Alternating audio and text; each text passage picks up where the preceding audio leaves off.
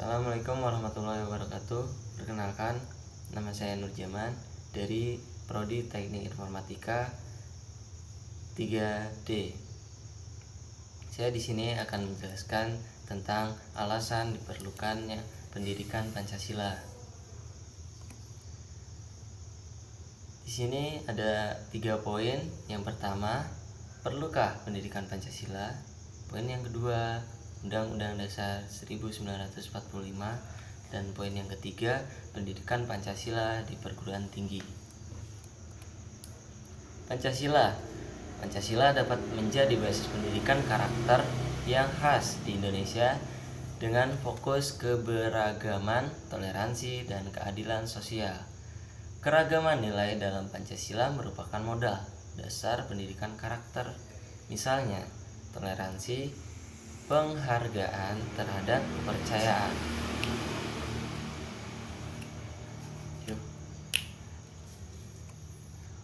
Lanjut. Perlukah pendidikan Pancasila?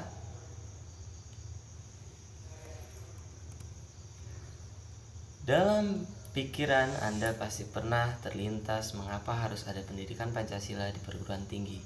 Hal tersebut dikarenakan jurusan atau prodi di perguruan tinggi sangat spesifik. Banyak yang beranggapan pendidikan Pancasila dianggap kurang penting karena tidak terkait dengan jurusannya. Jika dilihat lagi secara mendalam, pendidikan Pancasila sangat diperlukan, terutama dalam pembentukan karakter, moral, pribadi, dan bangsa. Dalam kehidupan politik, para elit politik di dalamnya ada eksekutif dan legislatif. Banyak yang sudah bersikap melenceng dari nilai-nilai Pancasila dan menyalahgunakan kewenangannya. Mahasiswa dan Pancasila. Di sini ada poin kesadaran. Yang pertama adalah gaya hidup sederhana dan cinta produk dalam negeri. Yang kedua, kelangsungan hidup.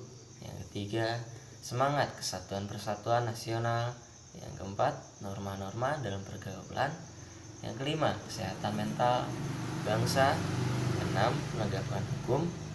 Ketujuh, ideologi Pancasila. Urgensi.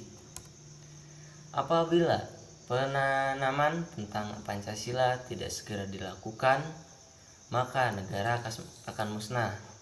Apa saja faktor-faktor penyebab punahnya suatu negara? Faktor eksternal. Di sini ada 4 poin penting di faktor eksternal. Yang pertama ada individu. Yang kedua ada industri. Yang ketiga ada informasi. Dan yang keempat ada investasi. Dan faktor internalnya adalah bangsa itu sendiri, bukan bangsa-bangsa lain. Sekarang masuk ke poin kedua tentang Undang-Undang Dasar 1945. Sebagai dasar negara, dalam pembukaan Undang-Undang Dasar 1945 yang berbunyi mencerdaskan kehidupan bangsa, dijelaskan bahwa dengan pendidikan Pancasila diharapkan mahasiswa memiliki yang pertama kecerdasan intelektual, yang kedua kecerdasan spiritual, dan yang ketiga kecerdasan emosional.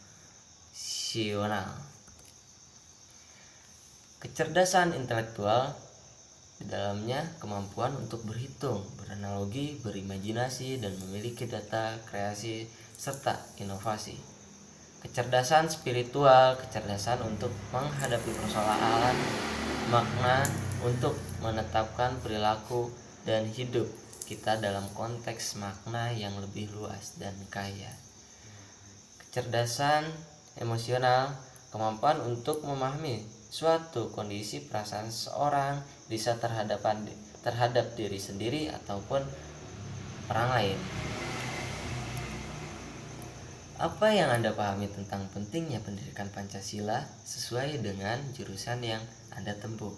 Di sini ada teknik informatika, di dalamnya ada informasi, inovasi, dasar yang kuat. bagaimana relasi antar keduanya. Nah, di sini dijelaskan Pancasila masuk ke profesional dan ke dunia kerja juga.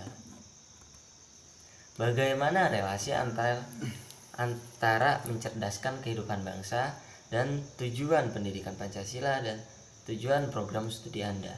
Di sini ada kecerdasan, ide atau inovasi, ada juga negara maju.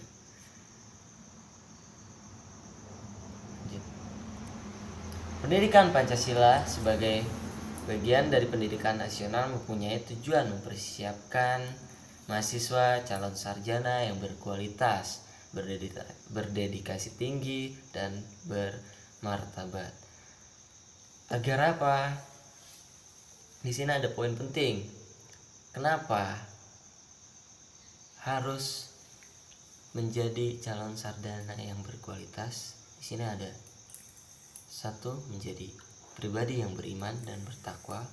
2. Sehat jasmani dan rohani, berakhlak mulia dan berbudi pekerti.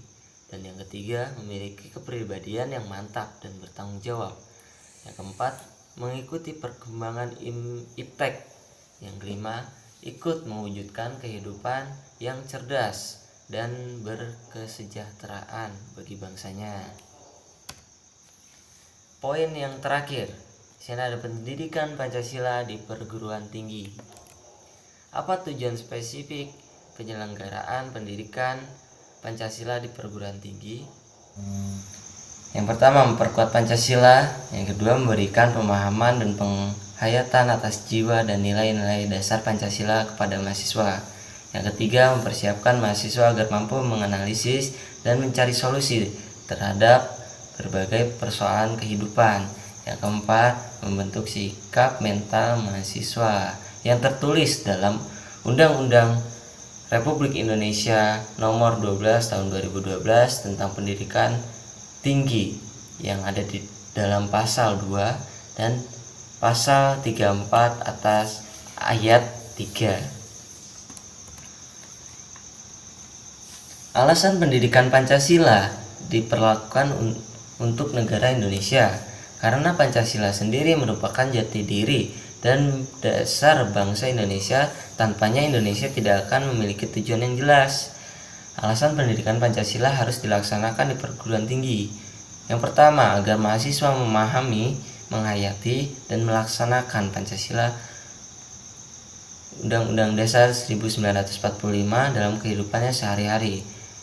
Yang kedua, menguasai pengetahuan dan pemahaman tentang beragam masalah dasar kehidupan.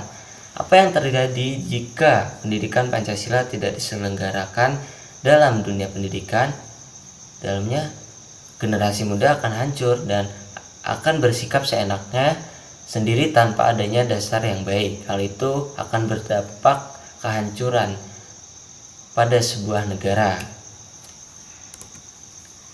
Terima kasih. Mungkin hanya itu yang bisa saya sampaikan dalam presentasi malam ini.